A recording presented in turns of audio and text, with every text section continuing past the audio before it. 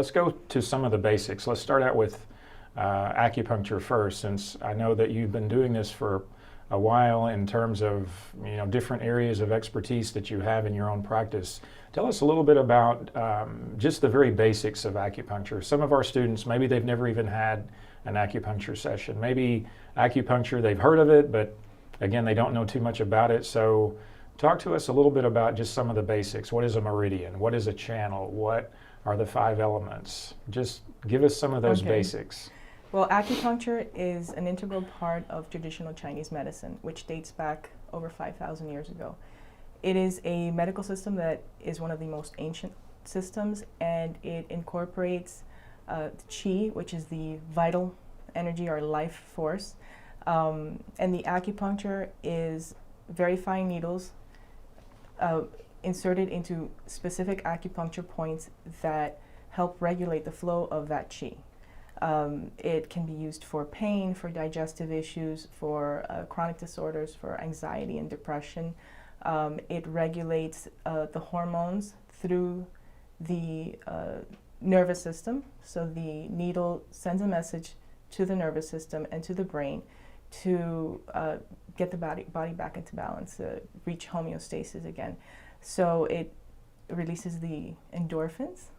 It enhances the immune system. It regulates the hormones and the digestive system in a very natural way. So basically what it's doing is it's just enhancing the body's natural self-healing abilities. Talk to us a little bit about the meridians. I know that, again, I'm not an acupuncturist, as the students know, but I have taken a lot of acupuncture myself over my life. And so I'm always fascinated when I hear different practitioners talk about meridians and how the meridians are affected based on, either a needle or pressure or even a laser. Talk to us a little bit about the meridians and how they work. The meridians are energy pathways that we have throughout our entire body. The head, the trunk, the legs, and the arms. We have 12 regular meridians and 8 extra meridians. Each one of these meridians represents and corresponds to an organ. Whenever there is a stagnation or the energy, the qi is stuck in that area, that's what causes illnesses, pain, disharmony in the meridians and the organs. The meridian system is a system of channels. There are 12 regular meridians and 8 extra meridians, and they go throughout the entire body, the trunk, the arms, and the legs, and each meridian corresponds to an organ system.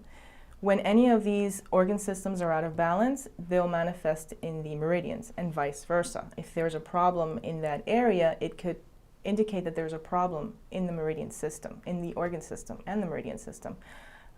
So selecting points on the meridians is a very important way of treatment for diagnosis, and depending on the diagnosis, that's when we select the acupuncture points that are indicated for that diagnosis and that treatment. I think one of the things that's fascinating for me, for example, when I've had different treatments and I've had someone tell me, oh, well, John, you have liver stagnation, for example, and then I get a needle somewhere down like on my leg. It seems so it's so different from like the Western model, where if you have a fracture or you have a tumor or you have something at a site, then Western is like right on that site, but Eastern is like, it's almost like completely uncorrelated. Like there's no relationship between something going on here in the liver and a site where maybe a needle goes into you. Could you tell us a little bit about how that works? Yes. Okay, so we have meridians that begin in the hand and move up to the head. We have meridians that begin in the foot and go all the way up to the abdomen. Depending on the diagnosis, if there is, for example, liver qi stagnation, there are points in that area that will treat liver qi stagnation. There's also a point, liver 3, in the foot between the first and second toe that is very good for liver qi stagnation, for stress, for anxiety. The same thing with back pain. We can treat the local area if it's lower back pain, but there's also points in the legs and in the feet that can benefit the lower back because it is the same meridian system. It's the urinary bladder meridian. So there are local points to treat and there are distal points that we can select based on the treatment plan. Can you go back in time a little bit and tell us, is there an existing philosophy or thought about how this was constructed? Because again, this is so different from the conventional way of, taking a body and dissecting it and looking at the anatomy. Can you tell us a little bit about that thought, like how that all came into being? Okay, so this is a very interesting story. In ancient times, when the soldiers went to war, whenever they were wounded, they would come back and they would start having other areas were starting to feel better.